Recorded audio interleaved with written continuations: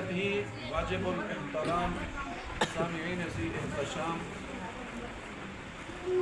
ایک تو تمہید کا وقت نہیں اور کتاب بھی ہو چکی، ابھی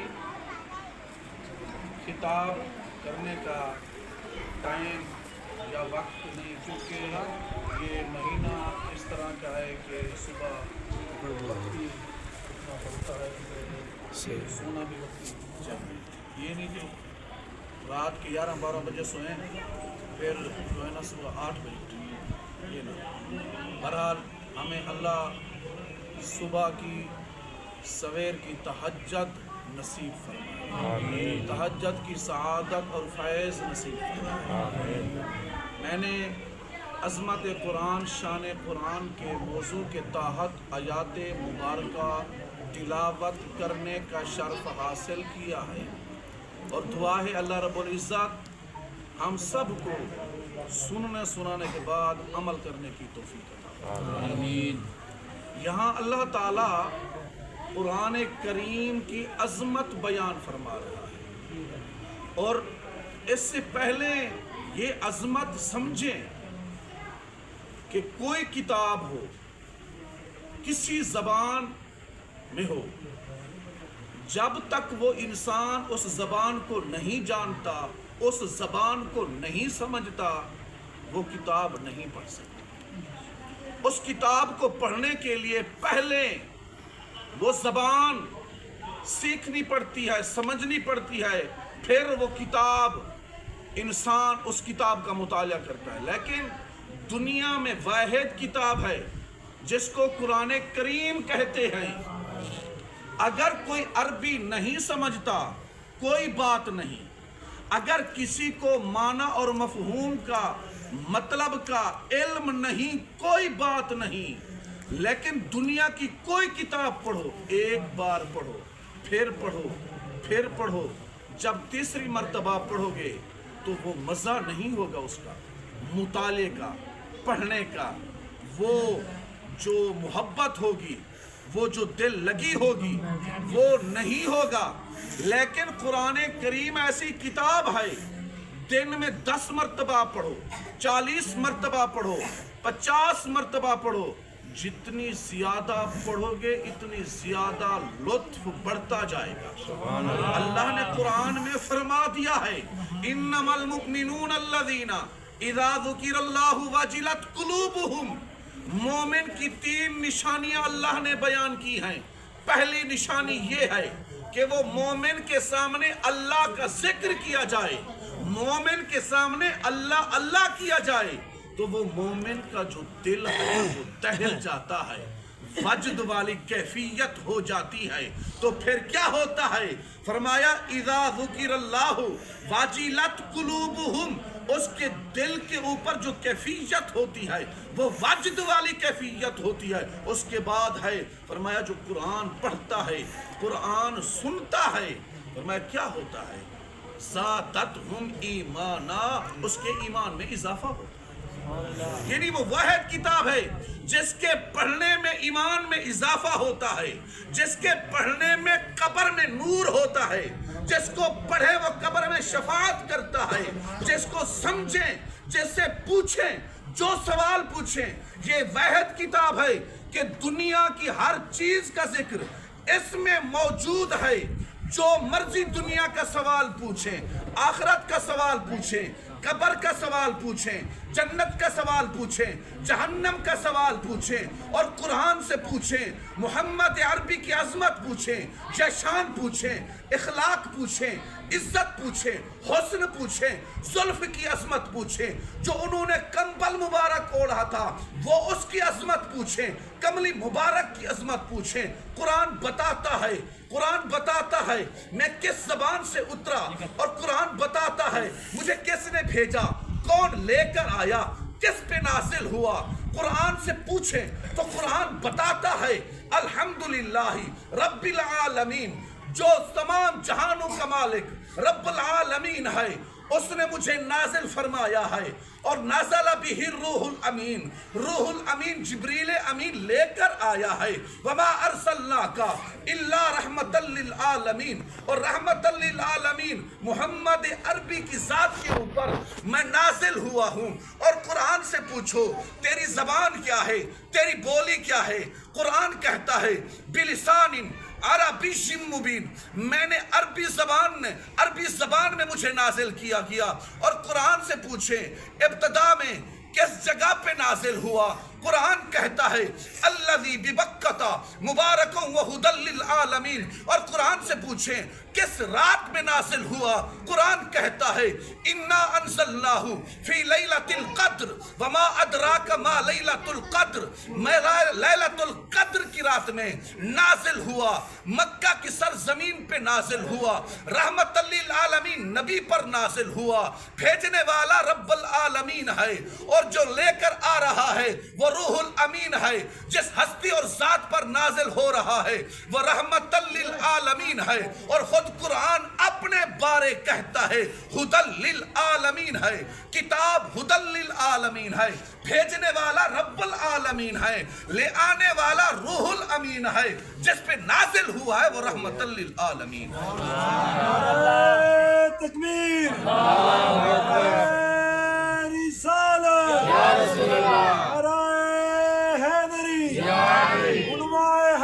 सुन्नत, सरकार की आमद, आका की आमद, हुजूर की आमद, सरकार की आमद।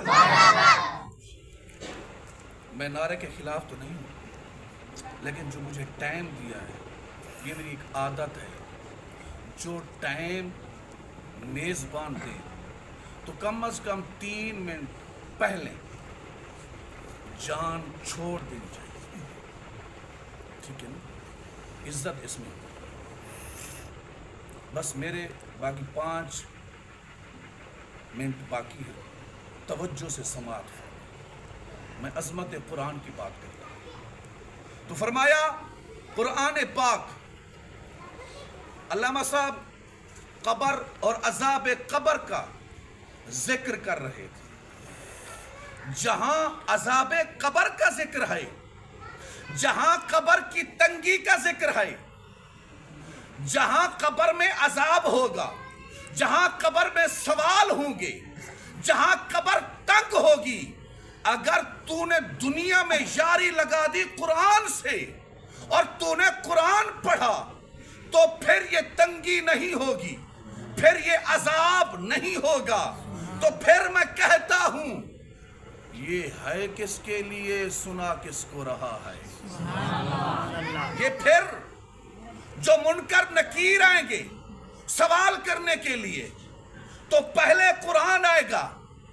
पूछो क्या पूछते हो, जिसकी गवाही कुरान दे और उस जगह पे दे जिस जगह पे कोई रिश्तेदार भी ना हो, भाई भी साथ छोड़ दे, वालिदैन भी साथ छोड़ दे, जहां जमाने के लोग, दुनिया के लोग, मतलब परस्त लोग, रिश्तेदार, अकारब तमाम साथ छोड़ देंगे, वही कुरान तेरी शफात करेगा, कुरान तेरी गवाही देगा। ये मेरी तिलावत करता था, ये मुझे पढ़ता था। और कुरान की अजमत ये है, अगर तूने सीने में कुरान को महफूज किया है, फिर ये सीना नहीं है। कुरान के सदके और निस्बत मुस्तफ़ा के सदके, नूर मुस्तफ़ा के सदके, ये सीना फिर मदीना होगा, फिर ये सीना एक रोशन मकान होगा, फिर ये सीना एक रोशन कमरा होगा जिसमें नूर ही नूर होगा। तो फिर क्या होगा, माशर का मैदान होगा, नफ्सो नफ्सी होगी। और कुरान मंजर कशी करता है, अल अखिल्लाउ यौमइज़िन, फरमाया उस दिन एक दूसरे का कोई नहीं होगा, कोई एक नेकी किसी को नहीं देगा, लेकिन जिसके सीने में कुरान होगा तो अल्लाह फरमाएगा قاری قرآن کی بڑی شان اور عظمت ہے، حافظ قرآن کی بڑی شان و عظمت ہے۔ اللہ فرمائے گا اس کے باپ کو تاج پہناؤ، اور کتنی قیمتی تاج پہناؤ، لوگ دیکھ کر دنگ رہیں، حیران رہ جائیں گے اور پوچھیں گے یہ کوئی انبیاء میں سے کوئی آ رہا ہے؟ تو فرشتے کہیں گے یہ حافظ قرآن کا باپ ہے، یہ حافظ قرآن کا والد ہے۔ اور بات یہیں پر ختم نہیں ہوتی، جس نے حافظ قرآن کی خدمت کی، جس نے حافظ قرآن کو ایک گھونٹ پانی کا دیا، ایک لقمہ کھلایا، پھر حافظ قرآن کو کہا جائے گا جا جنت میں کر تلاوت شروع، الحمد سے شروع کر، والناس کی سین تک پڑھتا جا، جنت کی سیڑھی چڑھتا جا، جہاں والناس کی سین ختم ہوگی وہی تیری منزل ہوگی۔ لیکن حافظ قرآن کہے گا میں جنت میں نہیں جاتا، کیوں؟ اے جنت تجھ میں حور و قصور رہتے ہیں، میں نے مانا ضرور رہتے ہیں، اے جنت مگر میرے دل کا طواف کر، میرے دل میں حضور رہتے ہیں۔ فرمایا کیا ہوگا؟ حافظ قرآن کہے گا میں نہیں جنت میں جاؤں گا۔ کیوں نہیں جاتا؟ لوگ منتیں مان رہے ہیں، لوگ التجا کر رہے ہیں، لوگ معذرت کر رہے ہیں، لوگ معافی مانگ رہے ہیں، لوگ بہانہ ڈھونڈ رہے ہیں، تو جنت میں نہیں جاتا۔ فرمایا جس نے دنیا میں میرے ساتھ وفا کی تھی، جس نے دنیا میں میری خدمت کی تھی، جس نے دنیا میں میرا ساتھ دیا تھا، اس کو چھوڑ کر میں جنت میں جاؤں یہ کوئی انصاف نہیں ہے۔ اس کو چھوڑ کر میں جنت میں جاؤں یہ کوئی انصاف نہیں ہے۔ تو اللہ فرمائے گا جا حافظ، مختلف روایات لیکن میں بڑی پیش کر رہا ہوں، جا حافظ جو تیرے خدمت گار ہے اور وہ جن کے اوپر جہنم واجب ہو چکی ہے، جہنمی ہوں گے، جا اللہ نے تجھے اختیار دیا ہے، ان کا ہاتھ پکڑ اور جنت میں لے جا۔ یہ قرآن کی عظمت ہے، یہ قرآن والے کی عظمت ہے۔ میں آخری بات کرتا ہوں، میں سکول کی تعلیم کے خلاف نہیں ہوں، پہلے یہ سمجھ، پھر میں آگے بات کرتا ہوں عظمت قرآن کی۔ ہم بچوں کو سکول بھیجتے ہیں یا چھوڑنے کے لیے جاتے ہیں، بچے بیگ اٹھاتے ہیں، کتابیں اٹھاتے ہیں، تو پھر کیا ہوتا ہے؟ بیگ جو ہے وہ سینے سے لگا کر نہیں جاتے، وہ سر کے اوپر رکھ کر نہیں جاتے، بلکہ وہ پشت کے اوپر لے کر جاتے، پیچھے چھوڑ کر جاتے ہیں، اپنے علم کو پیچھے اٹھا کر جاتے ہیں۔ عکاسی اس طرف ہے کہ یہ علم پیچھے رہ جانے والا ہے، یہ تیرا ساتھ دینے والا نہیں ہے، یہ قبر میں کام آنے والا نہیں ہے، یہ حشر میں کام آنے والا نہیں ہے۔ چھوٹا بچہ ہے، بمشکل عمر 4 یا 5 سال ہے، چھوٹا سا نورانی قاعدہ اٹھاتا ہے جس میں الف با لکھا ہوا ہوتا ہے، لیکن اگر وہ ہاتھ میں اس طرح لے کر آئے، کوئی ان پڑھ دیکھے گا، کوئی گناہگار دیکھے گا، بے شک وہ گناہگار ہوگا، بے شک وہ بد کردار ہوگا، لیکن جس وقت اللہ کے کلام کی بے ادبی دیکھے گا کہ ہاتھ میں اس طرح لٹکا کر انہوں نے اٹھایا ہوا ہے، تو وہ بولے گا، وہ برسے گا، وہ گجے گا، وہ کہے گا یہ کیا تمیز ہے، یہ کیا بدتمیزی ہے، تو نے قرآن کو کس طرح اٹھایا ہوا ہے، جس میں الف لکھا ہوا ہے، جس میں با لکھا ہوا ہے، تو نے کس طرح اٹھایا۔ بچے کو ڈانٹے گا، مولوی صاحب ڈانٹے گا، استاد ڈانٹے گا، ماں باپ ڈانٹے گا، رشتہ دار دیکھنے والا ڈانٹے گا، لیکن کوئی اگر کتاب اٹھا کر پیچھے پھینکتا ہے، کوئی کتاب اٹھا کر ہاتھ میں لٹکا کر آتا ہے، کوئی نہیں پوچھے گا، کوئی نہیں بولے گا۔ قرآن کوئی اٹھا کر لے جاتا ہے، قرآن ساتھ لے کر جاتا ہے تو سینے سے لگا کر جاتا ہے۔ قرآن آگے ہے، جو اٹھا کر لے کے جا رہا ہے وہ پیچھے ہے. اگر 7 10 ہیں یا 20 آدمی ہیں یا 40 ہیں, سب پیچھے ہیں. جس کے ساتھ میں قرآن ہے, یعنی جو قرآن والا ہے وہ آگے ہے, جو باقی ہیں وہ پیچھے ہیں. معلوم ہوا یہ قرآن کی عظمت ہے. عکاسی اور اشارہ اس طرف ہے, لوگوں قرآن سے یاری لگاؤ, مر کر قبر میں تم بعد میں جاؤ گے. جس طرح دنیا میں یہ آگے ہے, قبر میں بھی تم سے آگے ہے. اور میں یہاں ایک اشارہ کرنا چاہتا ہوں. مسجد اقصی ہے, تمام تر انبیاء ہیں, یہ ہے عظمت قرآن. اللہ اکبر. اللہ نے معراج کی رات بتا دیا. میرے مدنی کی شان تو وراء الورا ہے, وہ ایک علیحدہ موضوع ہے. لیکن فرمایا تورات والا پیچھے ہے, انجیل والا پیچھے ہے, زبور والا پیچھے ہے, اور صحیفے والا پیچھے ہے, اور جناب خلیل اللہ پیچھے ہے, ذبیح اللہ پیچھے ہے, کلیم اللہ پیچھے ہے, قرآن والا آگے ہے. قرآن والا آگے ہے. تو لہٰذا ہمیں قرآن سے یاری لگانی چاہیے, ہمیں قرآن کی تلاوت کرنی چاہیے. اور قرآن کوئی کتاب پڑھے اس کا ثواب نہیں. دنیا کی کتب احادیث ہیں جس کا ثواب ملتا ہے, وہ ایک علیحدہ موضوع ہے. لیکن میں دنیا کی کتابوں کی بات کر رہا ہوں, جو دنیاوی علم کی کتابیں ہیں.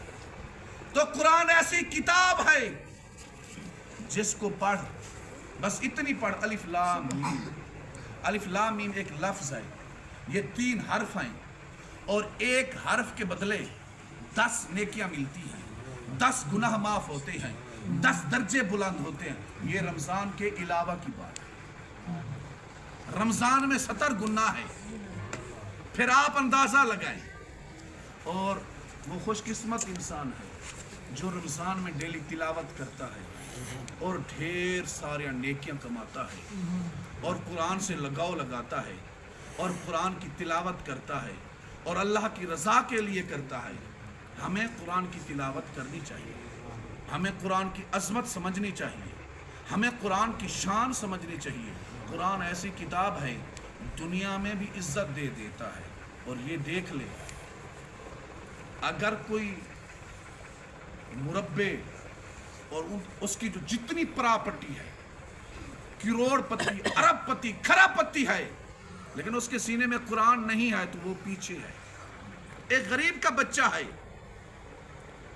جس کا ذاتی مکان نہیں ہے, جس کی ذاتی بیٹھنے کے لیے جگہ نہیں ہے, لیکن اس کے سینے میں قرآن ہے, خراب پتی پیچھے کھڑا ہے. اور یہ غریب کا بچہ جس کے سینے میں قرآن ہے, یہ شان قرآن ہے, یہ آگے کھڑا ہے. تو اس لیے ہمیں قرآن کی عظمت سمجھنی چاہیے, ہمیں قرآن کی شان سمجھنی چاہیے. وعدے کے مطابق ٹائم مکمل ہو گیا. اللہ پاک ہم سب کو عمل کرنے کی توفیق عطا فرمائے. بقیہ جو دن ہیں, اللہ پاک قرآن پاک کی خلوص اور للیت کے ساتھ تلاوت کرنے کی توفیق عطا فرمائے. حافظ صاحب نے قرآن پاک کی تلاوت مکمل قرآن آپ کو تراویح میں سنایا, آپ نے سماعت فرمایا. تو حافظ صاحب کو بھی اور حافظ صاحب کے والد کو اور آپ کو سب کو میری طرف سے مبارک ہو کہ اللہ پاک آپ کا سماعت فرمانا اور حافظ صاحب کا تلاوت کرنا اپنی بارگاہ میں قبول فرمائے. وآخر دعوانا ان الحمدللہ رب العالمین.